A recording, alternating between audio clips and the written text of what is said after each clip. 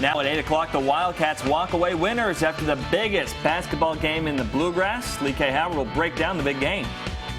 A huge crowd of teenagers gather around the St. Matthews Mall in Louisville and shut the building down. And heavy rain is already well on its way. Coming up, I'll track this heavy rain and show you what we could be dealing with here the next few days. It's a WKYT First Alert Severe Weather Day.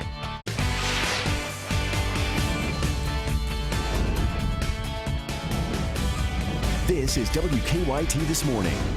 Good morning. Thanks for joining us on this Sunday. I'm Sean Moody. And I'm Michelle Chamberlain. And yes, it's still another First Alert Severe Weather Day. Yeah, it's been that way the past couple of days. We have all this rain through the Bluegrass, and there's more coming. Mike Linden is standing by in the First Alert Weather Center. How's the day looking there, Mike? The day's looking rather wet, Sean, to say the least. That is going to be the theme here of what seems to be the end of 2015. Of course, today, the final Sunday of the year, and it is going to be quite unlikely that we even see very much sun. In fact, if we do see sun, that could make things a little bit worse. Right now, we look off to our west. Quite a lot of active weather beginning to track its way eastward. A little slower than yesterday. Storms were very quick to move across the state, but look at this very distinct line set up from the southwest toward the northeast.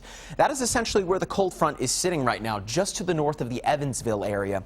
But as that front inches eastward, it's going to push, as you can see, quite a bit of heavy rain, lightning as well. It looks like an active Sunday to round out the year. And here is that front on a wider view on the Defender radar network, essentially acting like a giant conveyor belt to take all of that moisture and bring it right on into the Commonwealth of Kentucky. All that we need is for that front to shift a little bit to the south, and that is where we will begin to see all of that heavy rain developing. Now, this particular storm is just the first of what we'll be dealing with here to round out 2015. And as you can see right now, it is beginning to work its way eastward.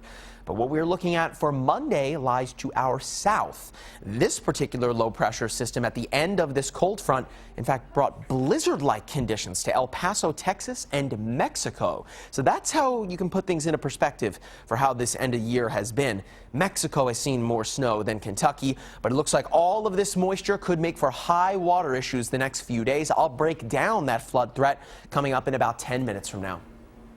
Thanks, Mike. And that severe weather Mike just told you about has continued all across the country. A tornado near Dallas caused major damage. Yeah, 3 more people now are confirmed dead from the storms near Dallas. The Collin County Sheriff's Office is still trying to locate and identify more people. The number of confirmed deaths in Texas after last night's storm is now up to 7. A crash on Christmas Eve killed 4 people in Floyd County, including a woman and 2 children. The Logan County Funeral Home has identified the 4th victim who died in the crash. WKYT's Mike Byer joins us now from the live desk with more. Good morning, Mike. Good morning, Michelle. The Logan County Funeral Home confirmed Saturday night that the 4th person killed in that multi-vehicle crash on Christmas Eve is 19-year-old Andrea Bauer. Investigators say the teenager joins her mother, 54-year-old Sandra Bauer, her 4-year-old niece Nevaeh Bauer, and 52-year-old Roland Patrick as the people who were killed. The crash happened on Kentucky 114 in the Middle Creek community. Investigators say the car driven by the Bauers crossed into the westbound lane and collided with the vehicle driven by Patrick. Kentucky State Police say Pamela Kendrick Bauer and 5-year-old Braden Bauer were also in the car and are both currently at a hospital in stable condition. Now the funerals for Sandra Bauer, Andrea Bauer, and Roland Patrick will be held at the Logan County Funeral Home on Tuesday. The service for the mother and daughter will be at 2 p.m., while Patrick's funeral is set for 11 a.m.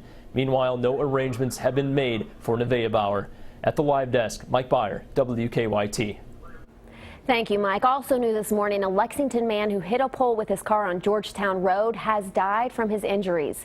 The Fayette County coroner pronounced 49-year-old Craig C. Barber dead just before 11 o'clock last night.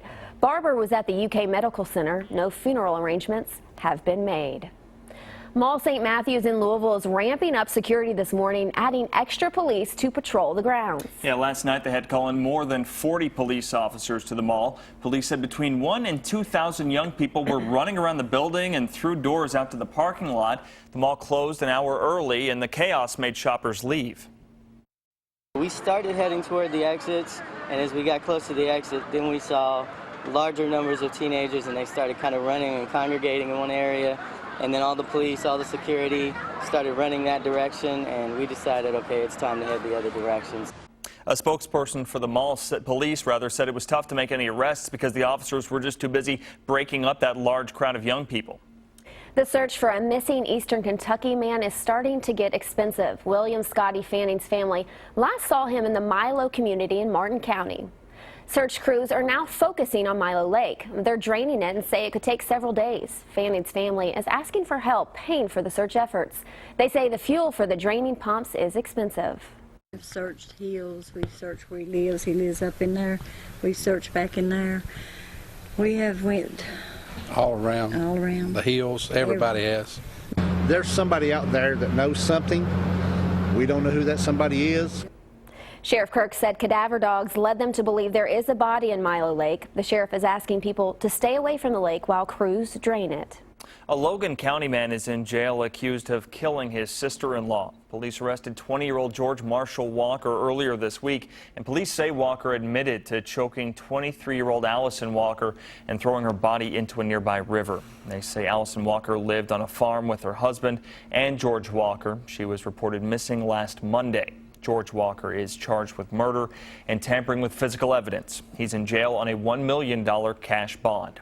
So, Sean, what makes for a good rivalry? I'd say that game yesterday made for a pretty good one. Great. So you got two Hall of Fame coaches, two top 20 ranked teams battling for in-state bragging rights. Yeah, and it was a close game right up to the finish, but the Cats came out on top. WKYT's Lee K. Howard has your highlights. And good morning, everyone. John Calipari and the Wildcats were coming off that tough loss a week ago to Ohio State, and then on Saturday they faced their biggest rival of the season, Louisville. We go to Rupp Arena where John Calipari was looking for his 200th win as the Kentucky coach. Early in the first half, Tyler Ulis had it going, back-to-back three-pointers to start the game. Then later, Ulis goes untouched in transition for the layup. Wildcats up by 9 early. Moments later, Kentucky up by 1. Damian Lee lobs it up to Mott Stockman, who's denied at the rim by Alex Poitras. No soup for you. Second half, Cardinals down by 8. Quentin Snyder lobs it up to Donovan Mitchell. That's good. Then Onuaku for the big dunk. Louisville down by just 4. Calipari, he's going to need a timeout. Moments later, Wildcats up by just 1. Ulis from NBA range and beyond finished with 21 points. A huge day for Tyler Ulis. Santa Claus likes what he sees. Kentucky up by 4, but with 30 seconds left, Kentucky up by just 2. Ulis kicks it out to Dominique Hawkins, who doesn't look at the shot clock. It's a turnover for Kentucky. Louisville will have the ball. Last chance, down 2. Damian Lee drives to the corner, misses the step back 3, and that would end the ball game. Kentucky holds on. They get the win 75-73 behind 21 big points from Tyler Ulis. Big game for several of those Wildcats. Guys, back to you. And you know that last second shot, Rupp Arena was silent. Yeah. And then you heard a big gasp. Yeah. Did it go in? And everybody just let it out. had to let the heart calm down just a little bit after that game. Great game. Yeah, but at that game yesterday, University of Kentucky police were using a new form of security there. That's right. Officers are now working with a vapor wake dog. UK police got cola from a company called AM Canine. Cola is different than a bomb-sniffing canine they often bring to events at Rupp Arena. It's no different than really what our dogs do, but this one actually can pick out somebody in a crowd who may have explosives on them, where our dogs are more designed for searching. Cola is trained to pick up the smell of explosive on someone moving. Chief Monroe is thinking about working a vapor wake dog into security at all major UK events. Would have been an eye grabber there. You can see the dog working its way through the crowd. I know, he's a cute one, huh? Yep. It is 8:09 in your Sunday morning, and we are just getting started here. That's right. Still ahead, one Florida man has taken it upon himself to make a difference in his community. He's trying to stop violence and give people an alternative. What that alternative is ahead on WKYT this morning. I am tracking more heavy rain on this WKYT First Alert Severe Weather Day. Stick with us and I'll show you when this rain will arrive and how much rain we're looking at the next few days.